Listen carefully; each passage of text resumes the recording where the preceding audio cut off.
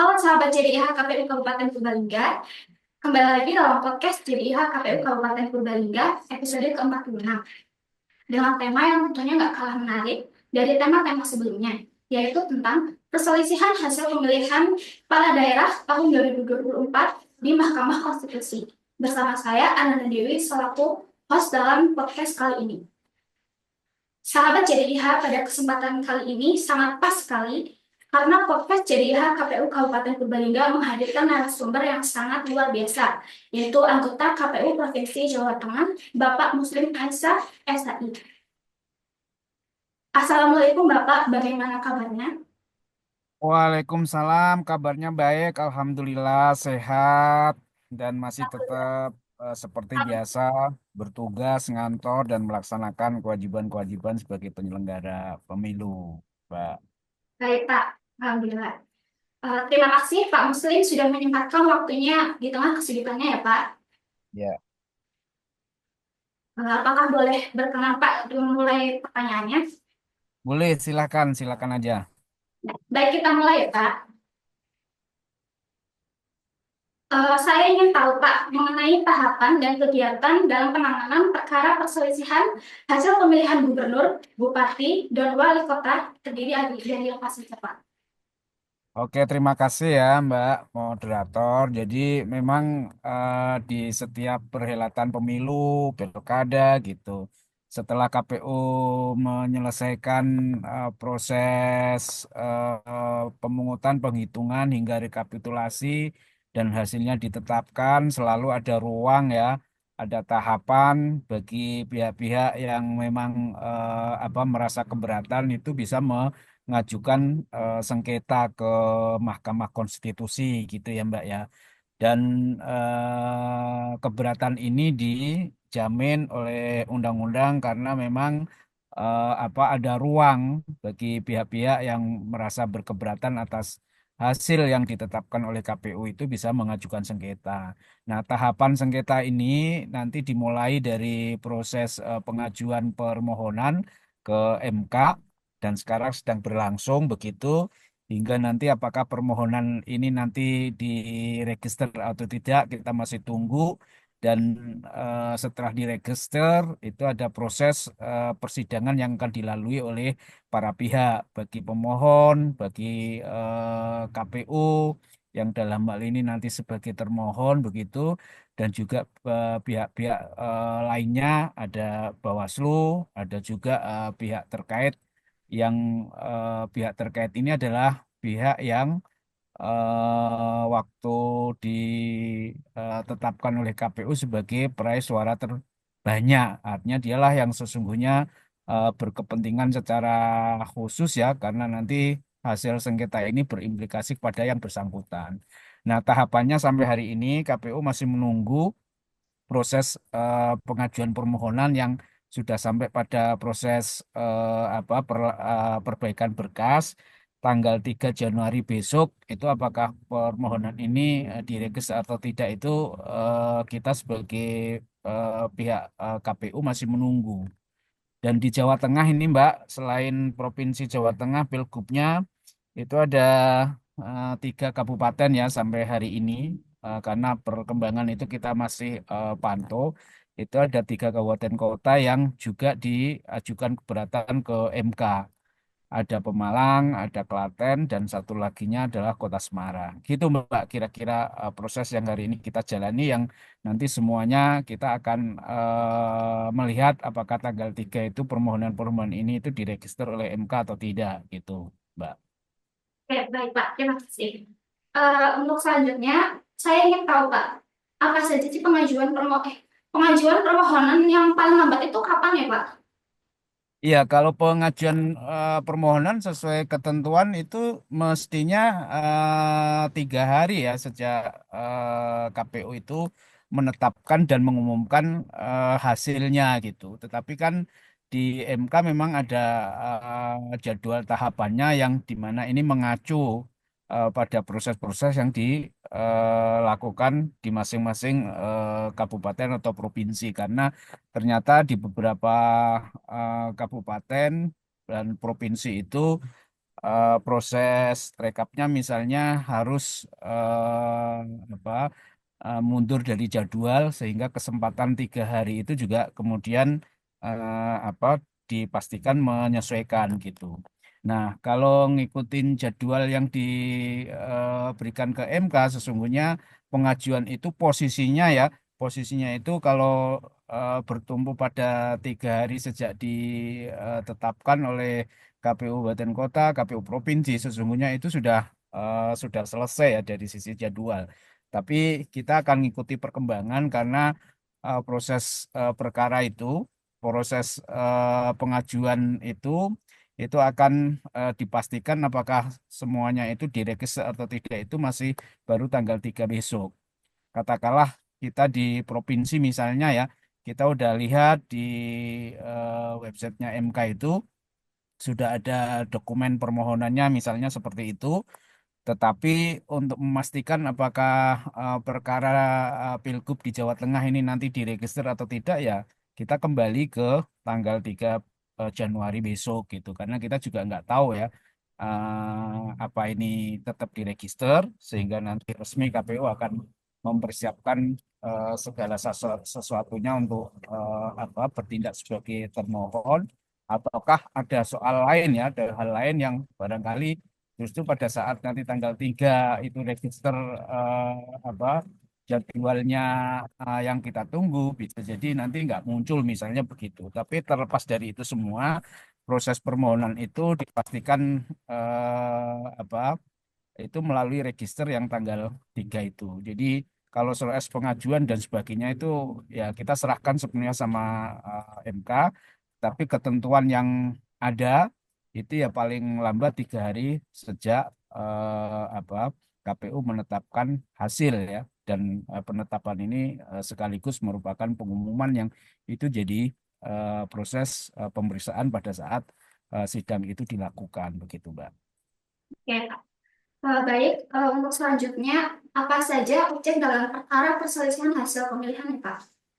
Ya, kalau soal objek tentu objeknya adalah keputusan KPU ya yang telah dibuat apa pada saat penetapan itu dan penetapan ini berkaitan dengan soal apa perhitungan atau rekapitulasi hasil perolehan ya masing-masing paslon yang harus mengaruhi secara signifikan keterpilihan paslon. Misalnya seperti di Jawa Tengah itu kan paslonnya dua. Yang satu dinyatakan memperoleh suara terbanyak, kemudian yang satunya berarti dia apa lebih sedikit dari paslon yang apa ditetapkan memperoleh suara terbanyak itu. Nah, dengan demikian selisih inilah yang harus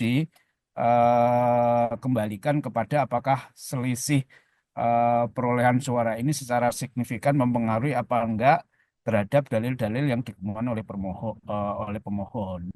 Jadi sekali lagi objek sengketa PHPU ini adalah perselisihan hasil yaitu perhitungan perolehan suara yang dilakukan oleh KPU yang ditetapkan yang pengaruhnya itu secara signifikan mempengaruhi keterpilihan calon. Dan di dalam ketentuan memang itu ada syarat-syarat yang menjadi ukuran ya.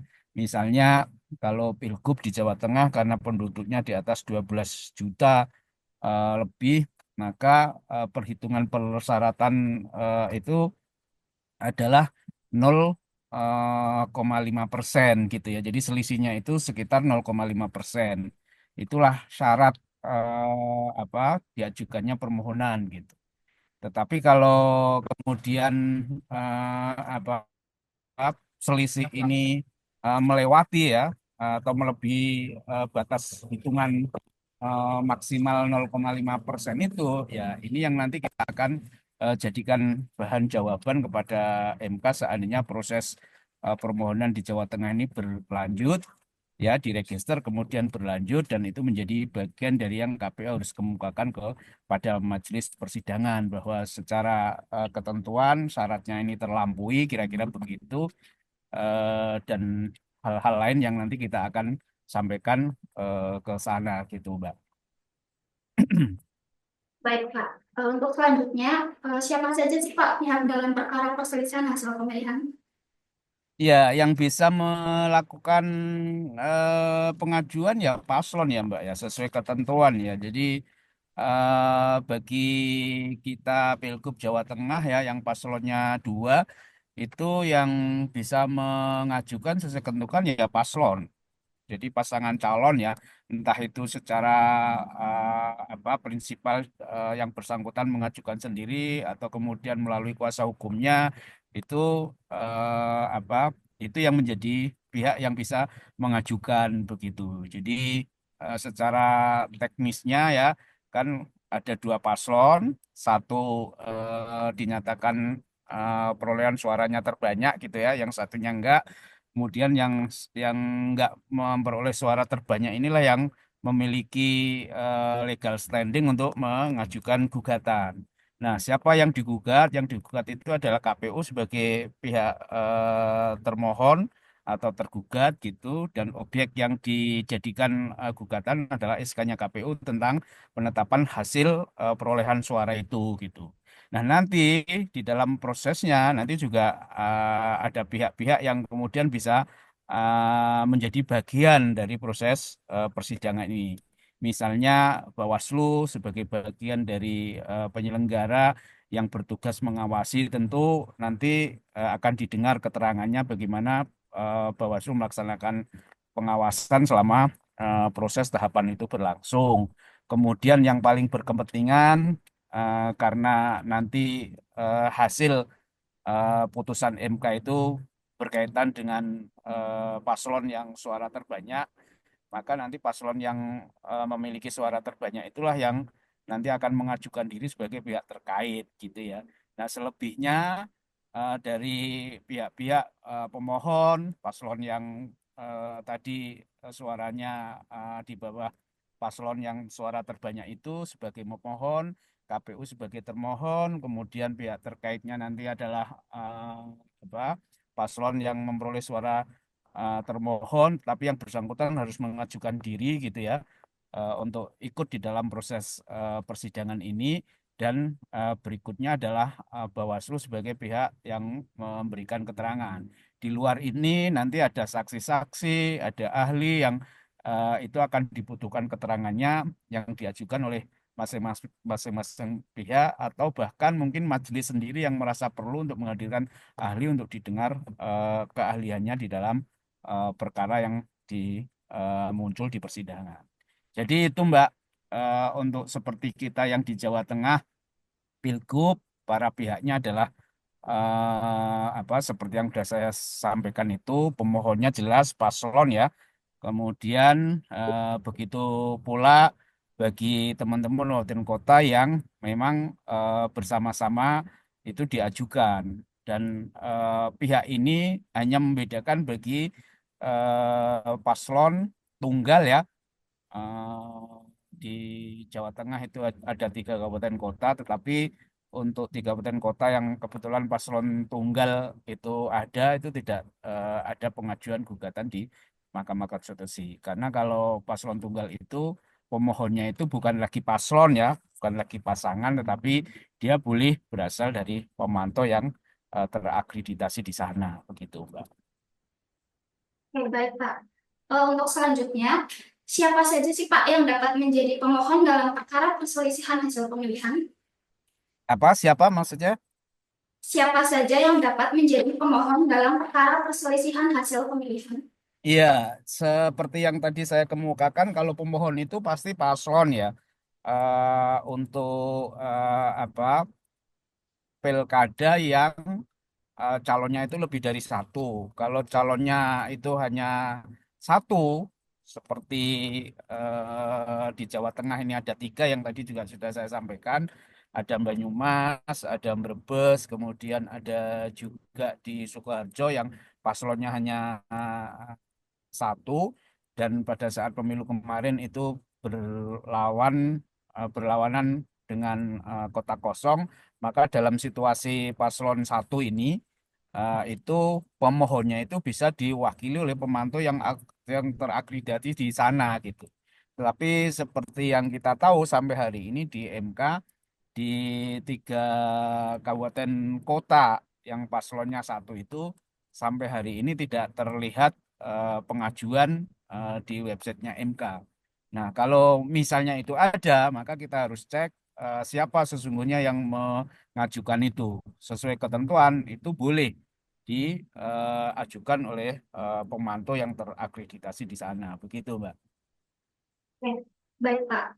Untuk pertanyaan selanjutnya, apakah permohonan dapat diajukan kepada Mahkamah Konstitusi harus secara langsung atau bisa secara online, Pak?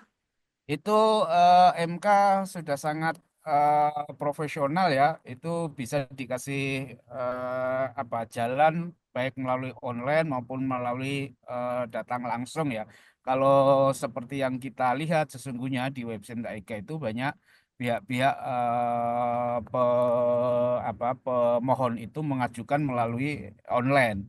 Dan kita pun selama ini seperti dimudahkan karena bisa memantau secara langsung perkembangan yang ada di Wesenta MK. Misalnya hari pertama itu kita mengetahui bahwa belum ada gugatan yang diajukan sampai batas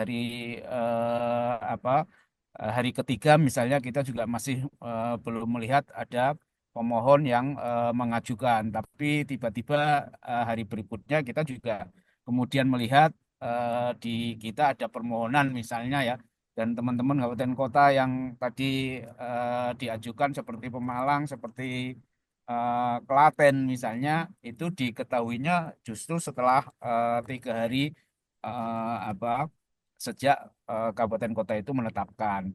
Nah, situasi inilah yang kita akhirnya tahu bahwa ada proses-proses yang dilakukan oleh pemohon di dalam pengajuan perkaranya itu ada yang melalui online, ada yang kemudian melalui langsung ya, dan itu sangat tergantung bagaimana pihak pemohon itu mengajukan permohonan ini. Tetapi kita bisa pantau secara harian, secara online melalui websitenya MK itu. Dan inilah salah satu bentuk kemudahan yang diberikan oleh MK di dalam proses pengajuan permohonan ini, Mbak. Begitu. Baik, Pak. Untuk selanjutnya, apa saja sih Pak tahapan persidangan perkara perselisihan hasil pemilihan? Iya, tahapannya kalau melihat sampai hari ini nanti kita masih menunggu register ya. Tanggal 3 itu nanti setelah register itu ada, berarti kita menyatakan resmi digugat begitu. Setelah itu nanti ada juga ruang ya yang diberikan oleh MK sesuai jadwal itu 2 hari ya. Setelah itu pengajuan pihak terkait yang nanti selama 2 hari itu akan diberi kesempatan oleh MK. Nanti akan dilihat apakah pengajuannya dinyatakan diterima atau tidak gitu. Kalau kemudian dinyatakan terima berarti nanti ada selain Bawaslu sebagai pemberi keterangan itu juga kemudian muncul pihak terkait. Nah, itu di dalam rangkaian proses para pihak yang akan menghadapi sidang. Setelah itu ada tahapan berikutnya adalah tahapan sidang pendahuluan ya. Di sidang pendahuluan itu nanti kita akan mendengarkan semuanya permohonan pemohon secara resmi di dalam sidang ya yang akan dibacakan oleh pemohon. Kemudian setelah sidang pendahuluan ini nanti akan dilanjut yang disebut sebagai sidang pemeriksaan. Nah, sidang pemeriksaan ini agendanya adalah mendengarkan jawaban termohon dalam hal ini nanti KPU mendapatkan kesempatan untuk menjawab di fase sidang pemeriksaan ini. Selain nanti didengarkan jawaban KPU, juga akan didengarkan keterangan Bawaslu dan keterangan pihak terkait ya yang tadi sudah dinyatakan diterima permohonan sebagai pihak terkaitnya KPU. Setelah sidang pemeriksaan ini dilakukan, nanti akan diadakan apa oleh MK itu disebut sebagai permusyawaratan hakim ya, semacam rapat plenonya hakim ini untuk menentukan apakah sidang ini akan lanjut ke pembuktian apa tidak begitu. karena ada dua keputusan yang nanti akan dibuat oleh sidang permusyawaratan hakim ini. Yang pertama itu akan diputus dismisal sekiranya gitu ya. Memang apa dari permohonan pemohon, kemudian jawaban termohon, keterangan Bawaslu, keterangan pihak terkait ini ditimbang-timbang itu katakanlah secara eh, faktual ya itu tidak memenuhi persyaratan pengajuan misalnya berkaitan dengan soal waktu begitu ya. Kemudian juga berkaitan dengan soal legal standing, kewenangan absolut MK misalnya itu juga bisa saja nanti di dalam permusyawaratan hakim itu akan diputus dismisal gitu ya. Kalau diputus dismisal berarti nanti sidang berikutnya tidak berlanjut sehingga selesai ketika hasil permusyawaratan hakim ini kemudian dibacakan apa, di dalam persidangan pembacaan putusan yang pertama begitu. Tetapi kalau di dalam permusyawaratan hakim ini menentukan lain gitu ya. Artinya para hakim itu bersepakat untuk mendalami begitu karena ada kebutuhan yang perlu dicek, yang perlu dibuktikan, yang perlu diperiksa lebih lanjut. Maka bisa saja di dalam permusyawaratan hakim itu bisa memutuskan untuk lanjut ke pembuktian. Nah, ketika lanjut inilah yang nanti akan berlanjut pada sidang berikutnya yaitu sidang pembuktian. Dan inilah nanti para pihak diberi kesempatan untuk menghadirkan saksi, untuk menghadirkan ahli gitu ya, dan juga untuk menambahkan beberapa alat bukti yang sekiranya gitu ya menguatkan dalil-dalil para pihak. Dan tentunya dalam kesempatan ini juga pasti KPU akan menyiapkan segala sesuatunya.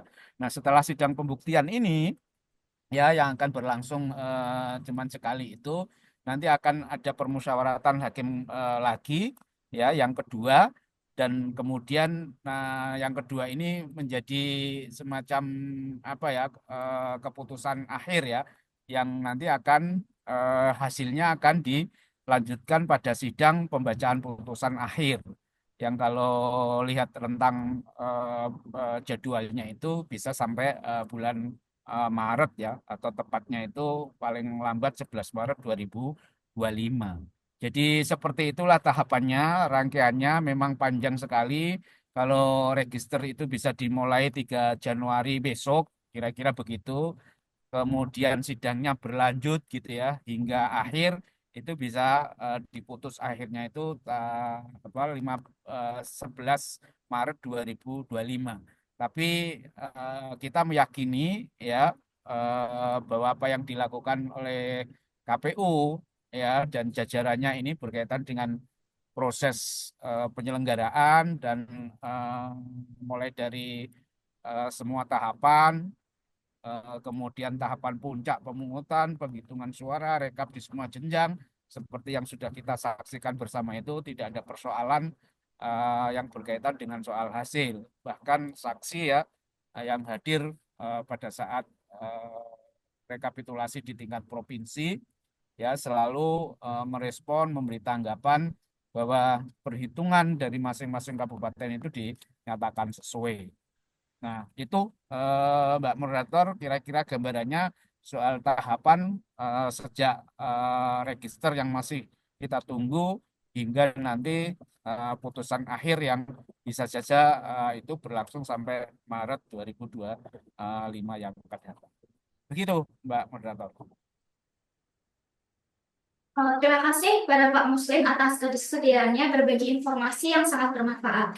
Sebelum kita tutup nih Pak Muslim, barangkali ada closing statement Pak. Iya, untuk closing saya kira kita masih menunggu proses ya apa eh, untuk masyarakat Jawa Tengah bahwa apa yang kita sudah berikan suara di tanggal 27 November yang lalu, kemudian kita juga sudah hitung suara seluruh warga Jawa Tengah ya yang kemudian dilanjutkan rekapitulasi berjenjang mulai tingkat kecamatan, kabupaten hingga di tingkat provinsi yang kebetulan dihadiri oleh semua pihak, terutama saksi dari masing-masing paslon ya, itu berlangsung dengan sangat baik, lancar, sesuai dengan ketentuan, tidak ada keberatan, dan juga kejadian-kejadian khusus yang terjadi sejak pemungutan, rekapitulasi di tingkat kecamatan, kabupaten itu sudah terselesaikan dengan status selesai ya, sehingga di dalam proses ini meskipun kita harus menunggu proses di MK, maka eh, publik Jawa Tengah, warga masyarakat Jawa Tengah, kita tunggu aja bagaimana proses di MK ini yang pada akhirnya nanti kita akan ikuti bersama apapun putusannya. Sebagai penyelenggara, eh, KPU Provinsi Jawa Tengah tentu yakin bisa mempertahankan apa yang sudah diputuskan dan nanti MK bisa membuktikan ya apa yang telah dilakukan oleh KPU Provinsi Jawa Tengah, dan kita berharap semua keputusan KPU bisa dipertahankan, dengan demikian bisa memenangkannya begitu. Sekali lagi berkaitan dengan proses di MK ini bagian yang kita harus ikuti, bahkan sebagai bagian dari akhir inilah ujian ya. Saya kira proses yang kita lakukan bersama itu diuji agar kelihatan bagaimana sesungguhnya kita bekerja gitu ya. Sudah sesuai dengan ketentuan, kita laksanakan dengan sungguh-sungguh, penuh komitmen, integritas yang tinggi sehingga hasilnya bisa kita pertanggungjawabkan bersama.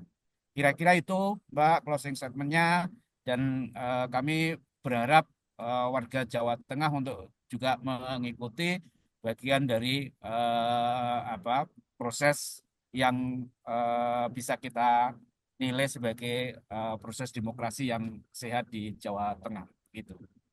Sekali lagi terima kasih ya Bapak. Mohon izin untuk foto bersama mungkin berkenan. Iya, makasih. Waalaikumsalam warahmatullahi wabarakatuh. Sahabat JDIH KPU Kabupaten Purbalingga, demikian podcast episode 46 pada hari ini. Mohon maaf apabila ada kalimat yang kurang berkenan. Saya selaku host undur diri. Sampai jumpa pada episode selanjutnya.